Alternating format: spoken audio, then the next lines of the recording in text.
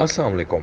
पाक तुर्क न्यूज़ की ताज़ा वीडियो में खुश आमदीद। IMF का प्रोग्राम पाकिस्तान के मुआशी इस्तेहकाम के लिए नागुज़ीर है, लेकिन इस मुआशी इस्तेहकाम की सियासी कीमत भी है। हुकूमत पाकिस्तान ने आलमी मालियाती इदारे की शराइत पर अमल करते हुए एक हफ्ते में दूसरी मरतबा तेल की कीमतों में इजाफा कर दिया है और फी लीटर तेल की कीमत 210 रुपए तक पहुँच गई है।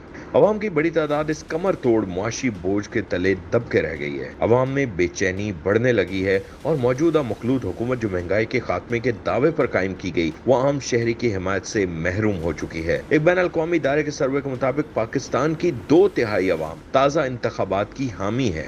बड़ी तादाद मौजूदा हुकूमत की जानिब से तेल की कीमतों को बढ़ाने को बिला जवाज करार देती है। इदारा शुमारियात की जानिब से जारी करदा आदाद व शुमार के मुताबिक पाकिस्तान का तिजारती खसारा तमाम हदें अबूर कर चुका है, जिसकी वजह आलमी मंडियों में तेल समेत दीगर अशिया की कीमतों में बेतहाशा इजाफा है। इसी वजह से गुज़श्ता हुकूमत भी तेल की कीमतों में बतदरीज इजाफा कर रही थी, लेकिन मौजूदा हुकूमत में शामिल जमातों ने मईशत को पोलिटिसाइज किया और महंगाई से तंग आवाम को ये ख्वाब बेचा कि वो हुकूमत में आकर महंगाई का खात्मा करेंगी। बिलावल भुट्टो की क़यादत में कराची से इस्लामाबाद तक का लॉन्ग मार्च और लाहौर से इस्लामाबाद तक का मरियम नवाज और हमजा शहबाज का लॉन्ग मार्च भी महंगाई के खात्मे के बयानिए पर कायम किया गया, लेकिन हुकूमत में आने के बाद 12 जमातों का रवैया अवाम की जानिब यकसर बदल गया और मजीद महंगाई के पहाड़ तोड़े जाने लगे, बल्कि महंगाई के फवाइद की सूरत में मौजूदा हुकूमत की पॉलिसियों का दिफा भी किया जाने लगा, जबकि IMF की शराइत को गुज़श्ता हुकूमत के सर डालने की नाकाम कोशिशें भी शुरू हो गईं।